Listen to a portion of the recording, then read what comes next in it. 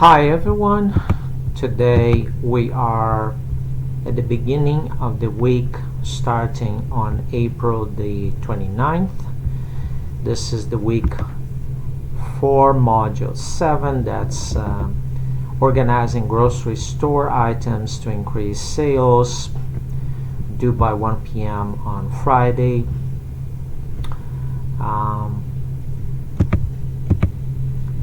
was just checking under course overview, no more questions here. Module 7, so module 6, I noticed that the folks that had missed the submission submitted late. That's better than not submitting. Thank you for doing that.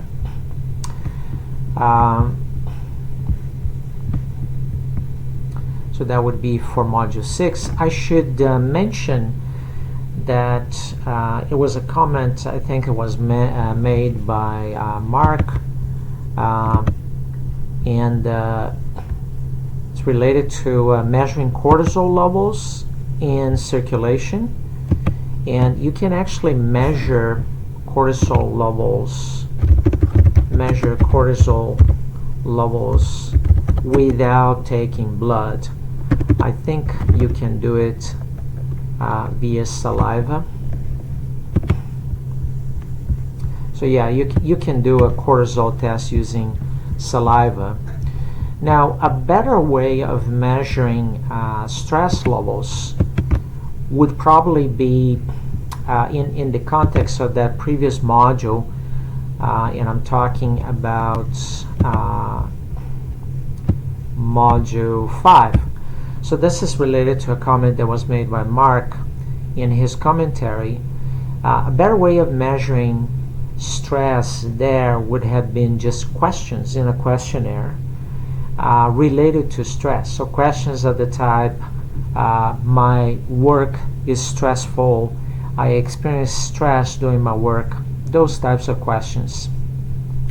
Because the problem with cortisol measurements is that the stress that you're measuring may not be related to software development. It may not be related to work. And in that type of application, you're probably more interested in the stress that is being caused by the work. So you would have been better and easier and more practical to do to ask people questions. I should also say that our final exam will be waived, so there will be no final exam. There is already one submission in Module 7, that's by Kayla. This is fine. The screenshot like this is fine. In the textbook, you have something more like what you would submit as part of a report. So if you're doing this for a company that is paying you to do this, and since you're using the software to come up with a distribution of items in the store, you'd probably do something like this. You'd probably create something like this using PowerPoint or some other tool where you would show the store entrance, cash register, shelving unit, and so on, and then the items where they would be located in the shelving unit. And as I said, this gives you an idea of how a tool that could do this would be doing it under the hood, right? So under the hood, almost any tool that would be designed specifically to implement this type of solution more automatically would use correlations like we used here. Not path coefficients, but correlations, right?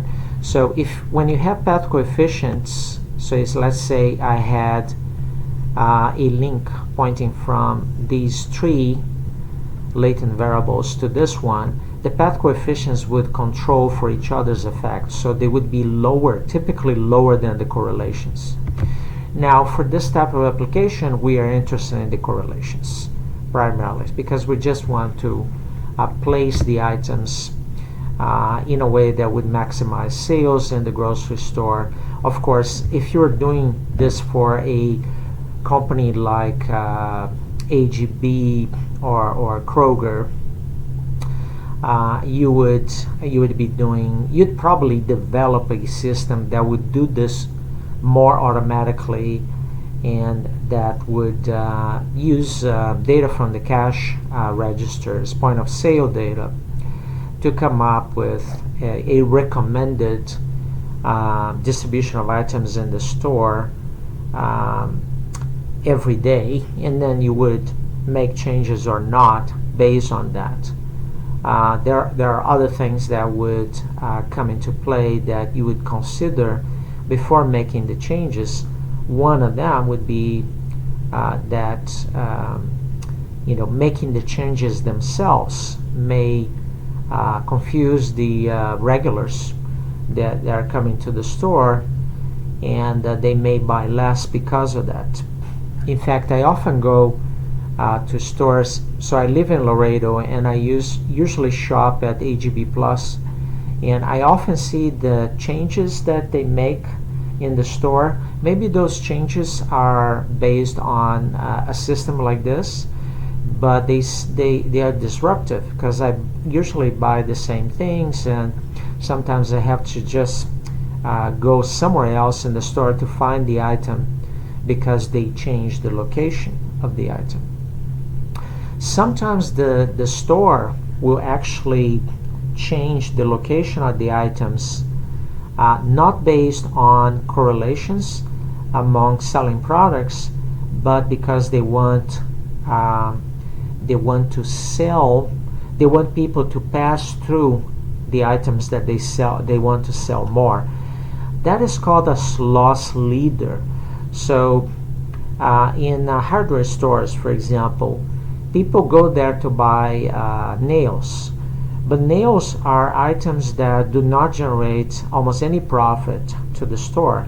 In fact, the store may sell them at a loss. But they will put those items at a place in the store that makes the customers walk through other aisles that have more higher profit items. In hardware stores, the higher profit items are those that are more expensive. Lawnmowers, for example. In a store like AGB, higher priced items would be the ones that would generate the most profit. So for example, the items that you see in the barbecue area, also those containers, coffee containers and mugs, they're more expensive. Those are the ones that generate the most profit. Not grocery items, they usually have a good profit margin. So much so that Walmart, as far as I know, makes more money, more profits with grocery items than with most of the other items in the store, except the more expensive ones. So if you're for example thinking about low-cost shirts and meat, Walmart makes more money on the meat.